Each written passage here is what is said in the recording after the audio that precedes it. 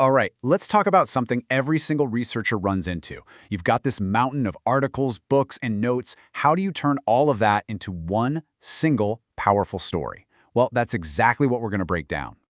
Okay, so you've done it. The research is finished, you're surrounded by highlighters, scribbled notes, and probably like a million open tabs on your computer. And you're just staring at it all thinking, what on earth do I do now? We've all been there. But believe me, this next part, this is where the magic really starts to happen. You see, the next step isn't just about summarizing what you found. It's way more than that. It's actually a creative leap.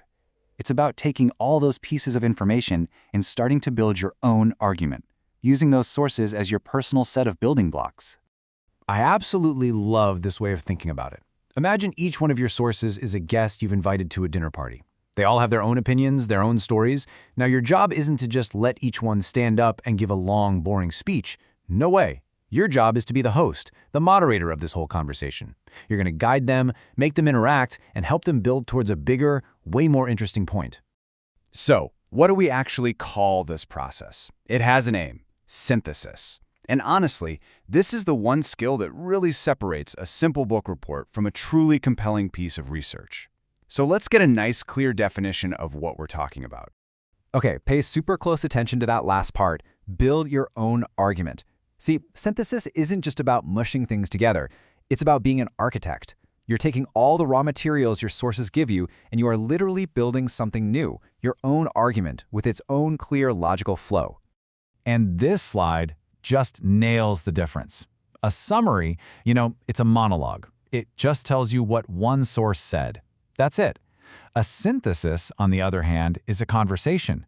It's all about finding the threads that connect multiple sources, where they agree, where they disagree, and then weaving those threads together to create something totally new and original.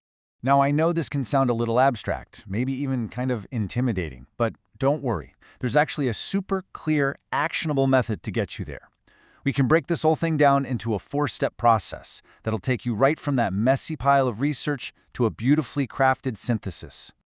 All right, here is your game plan. Step 1. Find the relationships. Just ask yourself, how do these sources talk to each other? Step 2. Get specific. Where do they agree? Where do they totally clash? Step 3. Connect the dots. You have to explicitly draw the lines between them. And then the grand finale. Step 4. Tell your story. Use all those connections you just made to build your own unique point of view. Theory is one thing, right?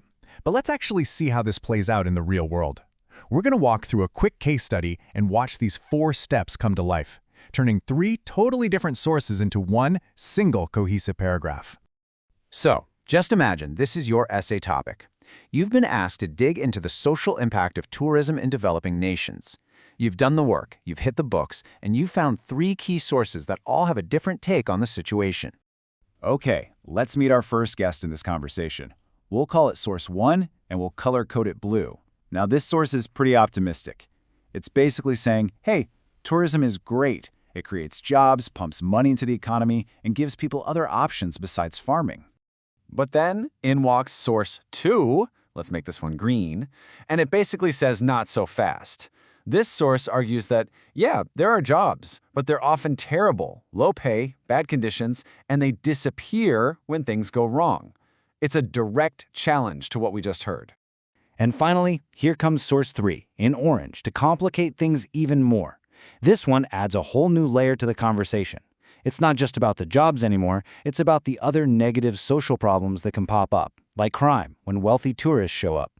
So, let's put it all together. Here it is. This is the synthesis. And notice it's not just 3 separate summaries lined up in a row. It's a conversation. It kicks off with the positive point from Source 1, then immediately pivots using the word however to bring in the counterargument from Source 2. And finally, Source 3 jumps in to support and even expand on that negative view. This one paragraph puts all 3 sources into direct dialogue with each other.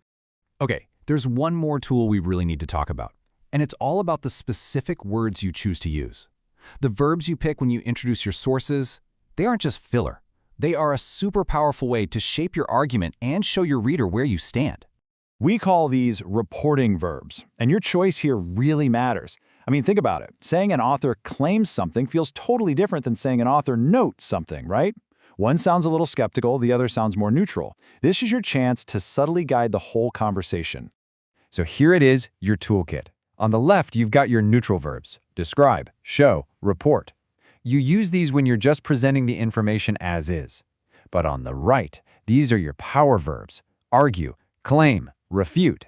You pull these out when you're taking a position, when you want to show how a source is really pushing a point. Choosing the right verb from the right column is a total pro move. So the next time you find yourself sitting in front of all your research, don't just ask, "What did my sources say?" I want you to ask a different question. Ask yourself this: what conversation are these sources about to have? And more importantly, how are you, as the moderator, going to lead it?